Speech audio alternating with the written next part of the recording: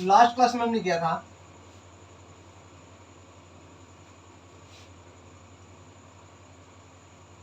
Real GDP और nominal GDP. अब जो नॉमिनल जीडीपी थी इसमें जो प्राइस था तो क्या था आपका चालू वर्ष का, चालू वर्ष। और जो प्रोडक्शन थी, जो उत्पादन था वो भी क्या था आपका चालू वर्ष का। लेकिन जो हमने रियल जीडीपी निकाली थी वो थी आपकी जो प्राइस था वो हमने क्या लिया था बेस ईयर का, कोई आधार वर्ष का। और जो प्रोडक्शन थी, जो उत्पादन था वो आपका था चालू वर्ष का, जो वर्ष उस समय चल रहा था।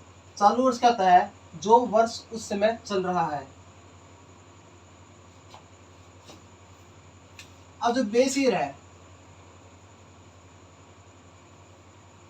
बेस ईयर का जो सेलेक्ट करता है इसको वो करता है भारत सरकार का वित्त मंत्रालय, भारत सरकार का वित्त मंत्रालय।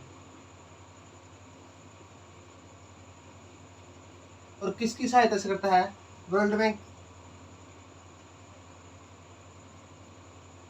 प्लस विपक्ष के नेता प्लस जो हमारी भारत सरकार है वो। अब तीनों मिलकर क्या डिसाइड करते हैं, बेस ईयर। ये सारे मिलकर ये डिसाइड करते हैं, डिसाइड मतलब ये सभी मिलकर क्या करते हैं, निर्णय लेते हैं कि उस समय बेस ईयर क्या लेंगे। वैसे तो बेस ईयर 7 या 8 साल के बीच चेंज होता है, 7 या 8 साल के बाद चेंज हो जाता है, चेंज हो जाता है। ये जरूरी भी नहीं है कि जो बेस ईयर है वो 7-8 साल के बाद पक्का ही बदलेगा, लेकिन वैसे क्या होता है 7 और 8 साल के बीच में ये बदलता रहता है। आज हम करेंगे, इसके बाद हमने किया था कल जीडीपी डिफ्लेक्टर। वो क्या था आपका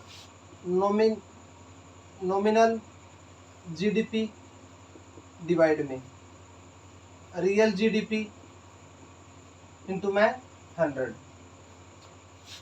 आज हम करेंगे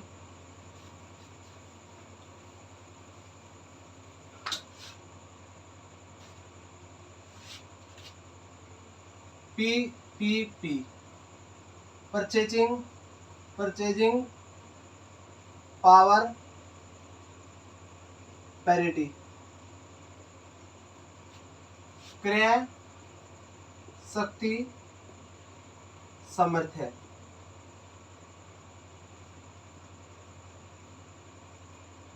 पीपीटी क्या होती है, पीपीटी होती है भाई आप कितने पैसे में कितना सामान खरीद सकते हो। जैसे एक नॉर्मल आदमी है, मतलब एक साधारण आदमी है,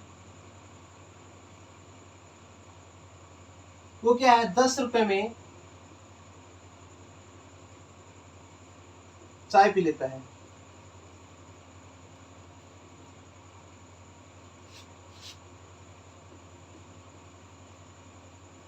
लेकिन अगर कोई वीआईपी आदमी है, अगर कौन है वीआईपी आदमी, तो उसको चाय पीने के लिए कितना पैसा लगेगा। पहले तो वो पैदल नहीं आएगा, पैदल नहीं आएगा, किसमें आएगा, कार में आएगा। तो इसमें कार का खर्चा आ गया, कार का खर्चा। दूसरी बात, वो अकेला नहीं आएगा, साथ में कौन आएगा, ड्राइवर आएगा।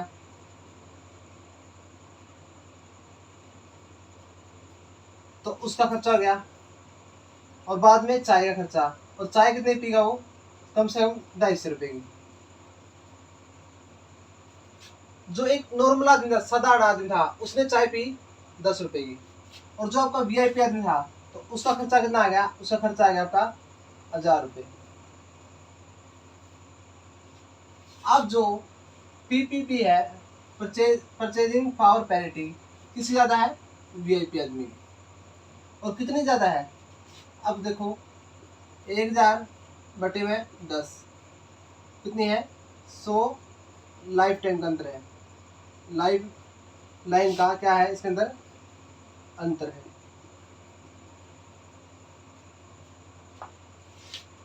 तो सेम हम बता सकते हैं, जो एक साधारण आदमी था और एक वीआईपी आदमी था, उनके परचेजिंग पावर पैरिटी में कितने लाइफ लाइन्स का अंतर है? 100 का। आगे हम देखते हैं, एक एग्जांपल और देखते हैं। अगर किसी की 1 लाख रुपए सैलरी है और वो कहाँ पे है?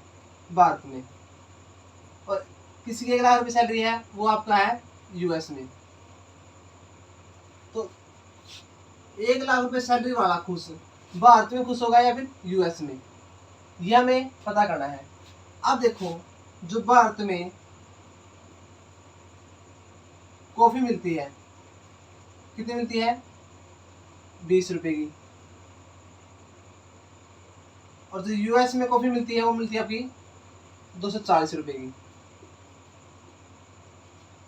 अगर हमें इसके जो पीपीपी का लाइफ लाइन्स अंतर निकालना, तो कितना आएगा वो? 240 बटे में 20 कितना आया? 17 का। तो वहां की जो लाइफ लाइन में लाइन्स में कितना अंतर है?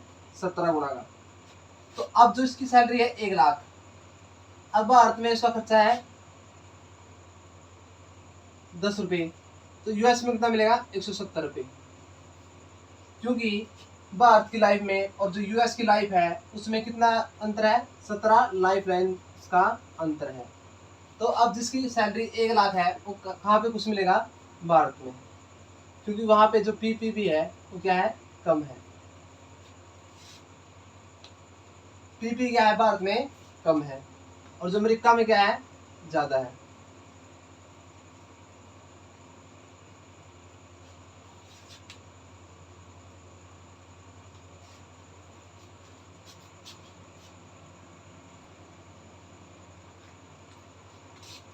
अब जो ये भारत का नागरिक था, इसको मिले थे 1 लाख रुपए। कहाँ पे कुछ था? भारत में।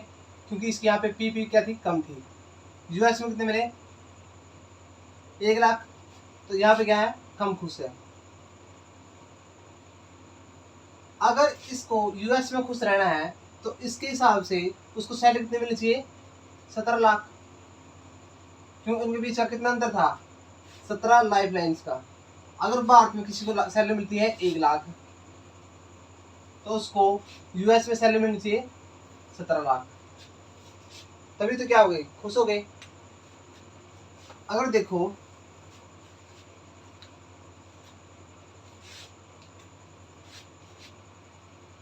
जो विदेश में कोई भी देश है, कोई भी देश जो काम देता है, मतलब कोई भी जॉब देता है, तो किस पे बेस पे देता है? वो देता है उस देश की पीपीपी के आधार पर।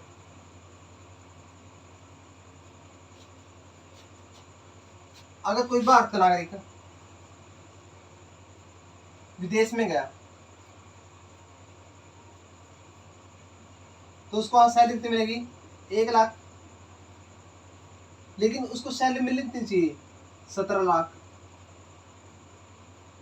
क्यों? तभी तो वो खुश रहेगा। क्योंकि वहां पे जो उसकी पीपी है अमेरिका की, क्या है? ज्यादा है। तो 1 लाख में क्या था? उसका कम खुश रहेगा। इसलिए उसकी जो सैलरी होनी चाहिए, कितनी होनी चाहिए? 17 लाख होनी चाहिए। अब वो क्या करता है? 17 लाख के लिए जो यूएस की है, वहां की नागरिकता ले लेता है।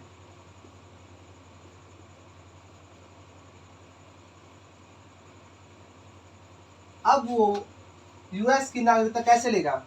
वो यूएस की नागरिकता लेता है जो यूएस की कोई लड़की है उससे शादी करके।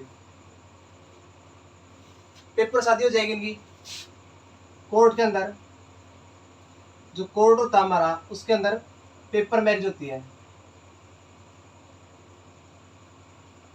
पेपर मैरिज कर लेंगे और उसको बोल देगा, जब ये वहां का नागरिक हो जाएगा तो उसकी सैलरी कितनी हो जाएगी?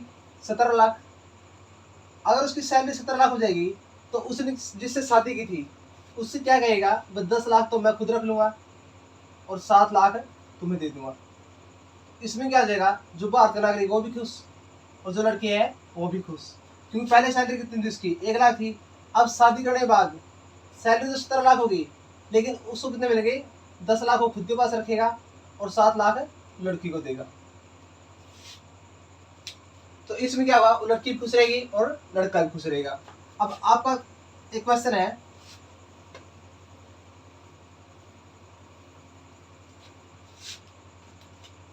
एक कोई बॉय है और एक कोई गर्ल है, इसमें जो पी किसकी ज्यादा रहेगी? अब देखो, अगर दोनों को बोल दिया जाए तैयार होने के लिए तो लड़का क्या करेगा? 10 का जिलेट काट लेगा, 10 की क्रीम भी लेगा, एक साबुन लेगा 10 रुपये की, और नहाया 20 रुपये, 10 रुपये की साबुन और 10 रुपये का जिलेट, 20 रुपये में क्या हो गया? तैयार हो गया। उसी तरफ जो गर्ल है वो क्या करेगी? पहले तो 50 रुपये का तो शैम्पू लेके आएगी, उसके बाद 100 रुपये का मेकअप करेगी और 50 रुपये की वो लेके आएगी साबुन। तो उसका कितना खर्चा हो जाएगा? उसके बाद भी जो उसका श्रृंगार रहता है वो अलग से है, तो कितना खर्चा आ गया? 200। वहीं पे जो आपका लड़का था, लड़का कितने में तैयार हो गया? 20 में, और जो लड़की है वो तैयार हुई 200 में। तो इसमें पी किसी ज्यादा है? लड़की की। तो यहाँ तक आपको समझ में आया होगा, बाकी करेंगे नेक्स्ट लेक्चर में।